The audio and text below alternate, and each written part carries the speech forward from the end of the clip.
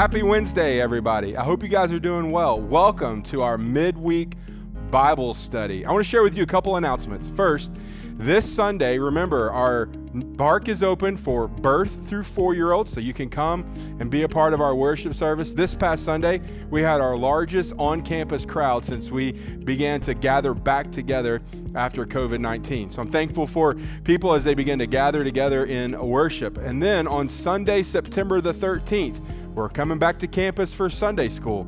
Your Sunday school teachers will get with you about more information, but mark your calendar. Sunday, September 13th, we'll be here on campus for Sunday school. Then on Monday, September the 14th, we're having a women's Bible study. Nancy Hurley is going to lead it. You can contact our church office for more information about that.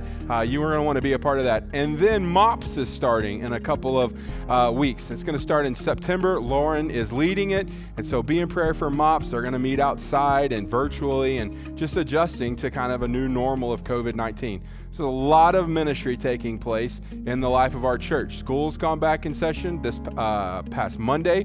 We fed breakfast to the teachers at Pinewood Elementary. On Friday of this week, we're feeding breakfast to the teachers and administrators at Merle Taylor. Just a lot of things. And so you keep praying and being a part of what God's doing here. One of the things that I have a desire for as we kind of begin a new normal is I want you to hear from other people besides me. I want you to hear from missionaries who are on the front line of ministry. I want you to hear from guys who have picked up their family and moved to foreign places or other places who are starting churches and involved in missions. I think that's important for us to hear and to learn from other missionaries. So today, I want to begin the first of two, so we'll carry this over into next week, of a conversation that I had via Zoom with my friend Billy Judge. Billy is the lead church planting pastor at Steel City Church in Pittsburgh. If you'll remember, a few weeks ago, our church, because of your abundant generosity, we were able to send money to his church to help as they begin to launch their new church plant, Steel City Church. But I don't want to just send money to somebody and you're like, I don't even know who that is. I want you to put a name with a face. And so I want you to hear, Billy's going to share his story, his background. Billy is from New York, and you're going to hear about his calling in life and the Lord's faithfulness. You're going to hear about the church plant and how God has used that church plant already to make a difference in the city of Pittsburgh. I just pray that you'll just sit back and listen. Pray for Billy and his church plant and get to know Billy a little bit more as he and I dialogue. So I hope you guys enjoy this. Thank you. You guys have a great week. Billy, I'm glad for this time. Hey, tell us who Billy Judge is. Real quick, before I do that, I want to first off say thank you to the SBC family, Second Baptist Jacksonville. Thank you so much for your generosity a month ago. We can't do it without partners like you. Also, I just want to tell you real quick how David and I met, because it was kind of a funny story. David Taylor was my college pastor and became a staff member with me when I hopped on staff at a church with him. But David Taylor went to college at Arkansas State with David Odell. And so a year ago in Birmingham at the Southern Baptist Convention, they had this little reunion, and that's how we made the connection. I got to be a fly on the wall for that. And I just remember David Taylor saying, man, I remember when David Odell preached at the BSU at Arkansas State, and he was a great preacher. So SBC, Jacksonville, you are blessed. You have a great preacher and pastor, and so super thankful to be here. David, that was off script, but let me just introduce myself. So yeah, I'm Billy Judge. I am the lead church planter of Steel City Church in Pittsburgh, Pennsylvania. I'm going to just share a little bit about my story, how I came to know Jesus, how I was discipled, and why I grew to have a heart for church planting, specifically in the city of Pittsburgh. Is that cool with you, David? I love it. Cool. So I grew up on Long Island, New York, in a Catholic family. That's where I was born and raised through high school. Was in Catholic church every single Sunday. Never struggled with atheism or agnosticism or other world religions. Always heard that Jesus had died for my sins. But as I fast forward my story to my senior year of high school, I found myself going down two paths at the same time. One was primarily concerned with climbing the social ladder. I would do anything to keep and influence friends. And that side of me lived a life of house parties and basketball. They were the only two things I cared about. But simultaneously, I was walking down this very religious path that was mostly concerned with keeping rules in the Catholic Church. And so living a double life, but both of those paths led to the same place. And as a 17-year-old, I felt the emptiness and the brokenness that both of those places led to. And I think as I was feeling that emptiness, I knew that the answer was God. I just needed somebody to tell me what it meant to live a life connected to Jesus. And so my senior year of high school was coming to an end. I was slated to go to the University of South Carolina. Go Gamecocks. I know that David is a Georgia guy. Go Gamecocks. So slated to go to the University of South Carolina. As that school year was winding down, an unlikely classmate of mine stepped out in faith, public school in New York, and shared the gospel with our class through a presentation on Arthur Miller's The Crucible. And I'm not an American literature hobbyist. I don't enjoy reading it for fun, but for some reason the Lord used that to get my attention. And so I started asking him questions. He invited me to his youth group at this small little Southern Baptist church on Long Island. And every time I drove past that small little church, I thought to myself, that's where the weirdos go to worship. That's a cult. I mean, the skepticism of a New Yorker who is Catholic of a small little Baptist church was very, very high. And so here I am. I find myself going up to this church and not knowing what to expect. But man, David, I was met with so much love and grace from the students in that student ministry. I never felt like they wanted to change me. I never felt like they were making me a project. I just saw that they wanted me to know this Jesus who they all had come to know. And so still kind of living that party lifestyle, but now I've got this group of new friends who are pointing me toward the scriptures, toward Jesus. On Sunday mornings, I start hearing the gospel preached.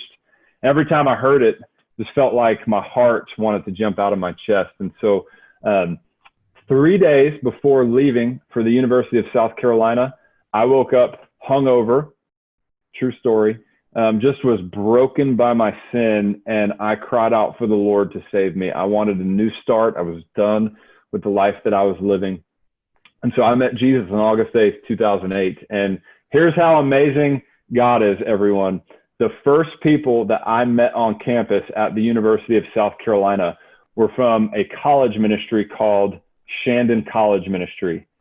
I just left Shandon Baptist Church as the college pastor. And so God has taken a kid who is getting drunk from Long Island, who is broken, brought him to the University of South Carolina, where he was discipled, baptized, met his wife, met all the guys who were in his wedding, and then opened up the door to be on staff to lead the ministry that was so pivotal in my life.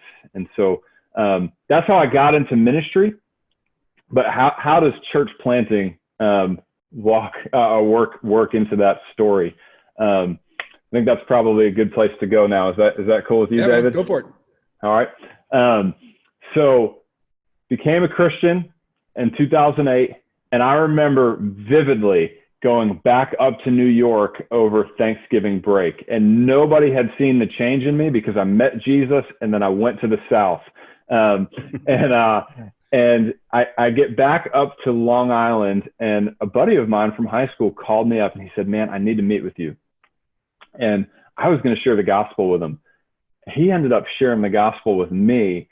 Long story short, he went off to college and he was saved at a new church at Penn State University. And so we're meeting at Dunkin' Donuts, we're drinking our coffee, and he said, man, when we graduate, we need to get back up to the north to start churches. And so I was a freshman at that point, overzealous, ready to quit school. I'm quitting school. I'm getting back up to the north. I'm going to start a church. That would have been a train wreck. I'm glad that the Lord did not allow that to happen.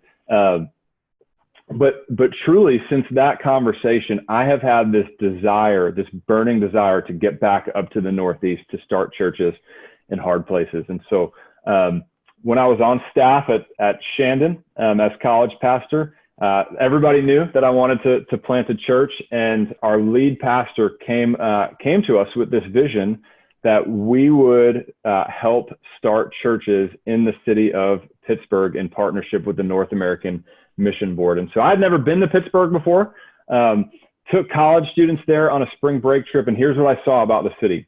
I saw 80,000 college students who were studying at the University of Pittsburgh, at Carnegie Mellon University, which is like the MIT of Pittsburgh. I mean, these kids are brilliant. Studying at Duquesne University, a Catholic university that's in the city that's pretty big. I saw 80,000 college students. I saw a city with deep, deep, deep Roman Catholic roots.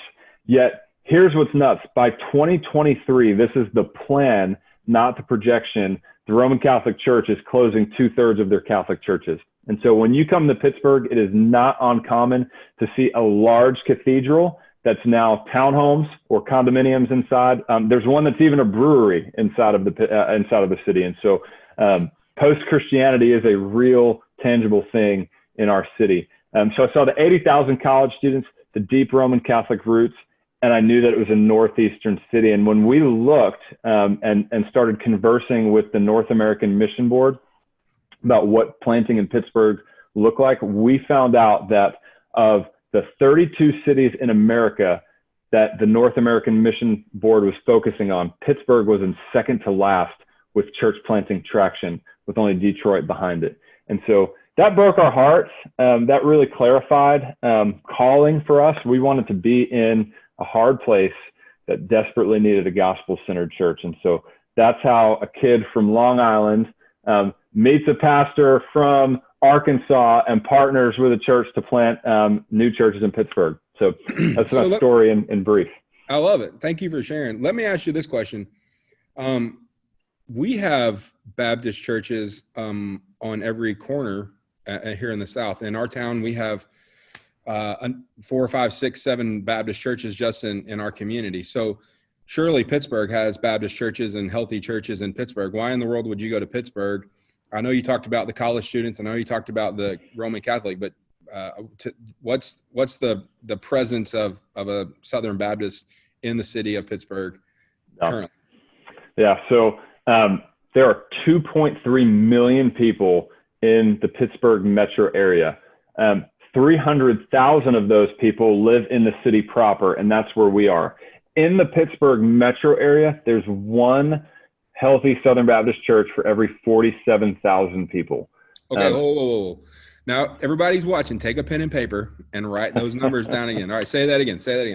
There's one Southern Baptist church for every 47,000 people in our city. Okay, so in our town, we have about 36,000 people in our town, and we have a lot of churches. So you're saying there would be one of us in our town plus 10,000 more people that would be reaching that community. Okay, keep going. Yeah. And so here's something else that we found, and I didn't know this until recently. The way a city works in the north, and man, you all know this. Suburbs are conservative, city centers are liberal. So in our conservative suburbs, we have some really, really healthy non-denominational churches, some other denominations that have really healthy gospel-centered churches. But when we look at the city proper, 40% of the people in Pittsburgh are identifying as not religious at all. Wow. Which makes it the second most irreligious area in the nation behind Portland, Oregon. And so it's not uncommon. I mean, even in my child's daycare, there were LGBTQ flags flying. And so this is a place that really is in desperate need. At one point, man, God did an amazing work in the city of Pittsburgh. The gospel has been here before. We're not bringing it to Pittsburgh for the first time, but there has been this movement away from Christianity to secular thought, New Age thought. And so we want to stand on the faithful work of many brothers and sisters who came before us to continue the work that God has done in our city. And so we're not claiming that we're doing it the best or that we are the first ones doing it, but we do know that in a city that's now identifying as 40% not religious at all, we need gospel-centered churches in our city. That's incredible. Okay, so you were at Shandon Baptist Church, a great church in South Carolina. You were part of a network where you studied church planting. So tell us a little bit about that. Yeah, so like I said earlier, was saved at a Southern Baptist church on Long Island, then got plugged in as a college student and then as a staff member to Shandon Baptist Church in Columbia. But church planting is a kingdom effort. We can't do it alone. We really can't. And for the first time in my life, David, on a really personal note, I feel like I really am part of a kingdom work. And so, about a year and a half ago, I started what was called a church planting residency. We stole that from the medical community, but it's where you would go and you would study under a pastor or other pastors in the SBC to go learn a specific skill. And for me, that was church planting. And so we partnered with a church called the Summit Church in Raleigh, North Carolina, where they kind of taught me the nuts and bolts of like, this is actually how you plant a church. This is how you start a church from the ground up. It's kind of like starting a startup, a business. And so there's a lot of similarities there with just how to gather people and navigate gatekeepers in your city. And so partner with them. But over the past year, we've actually stepped into relationships just like this with 12 different churches. And so, man, Steel City can't do this without the partnerships that we have in the North American Mission Board and the Southern Baptist Convention. And so super, super grateful, not just for the prayers that you guys give, not just for the financial support that you guys give, but really for the relationships with pastors. I'm a new lead pastor. I have been a lead pastor now for 2 months. And so at 29 years old, I need the wisdom of guys like David Odell and others speaking into my life, and just to have that access of like, I get to text David when I have questions. I get to text others when I have questions, and just super encouraged by those relationships. Man, yeah, me too. I'm encouraged by just what you're talking about. Okay, so you are planting a church, and what is the area like? What area of Pittsburgh is your church planted, and what's that area like?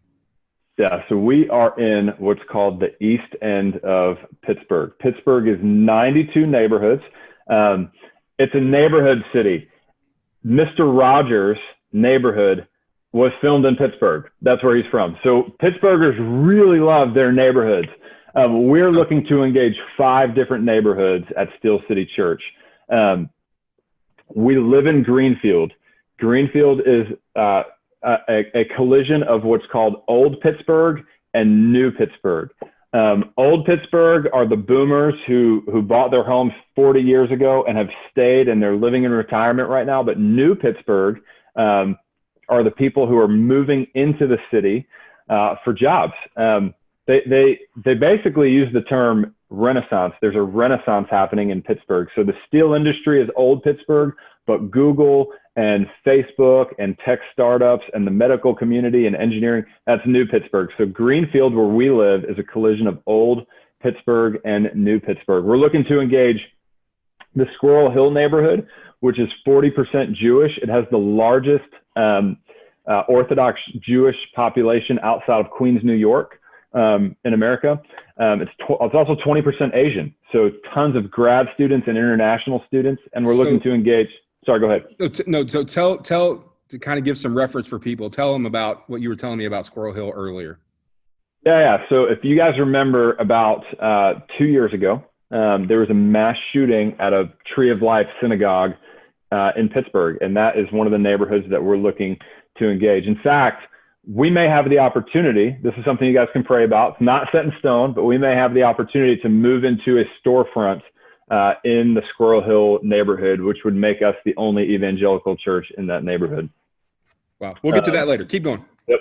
And then we're looking to engage Oakland. Oakland is where, man, it is college students, the University of Pittsburgh, Duquesne, and Carnegie Mellon. And so Greenfield, Squirrel Hill, Oakland, Shady Side is where you have young professionals and Old Pittsburgh money, and then the Lawrenceville neighborhood, which is being gentrified right now. And so there's some tension as you guys look at the national or the national cultural climate regarding race relations, that's very real in that part of our city.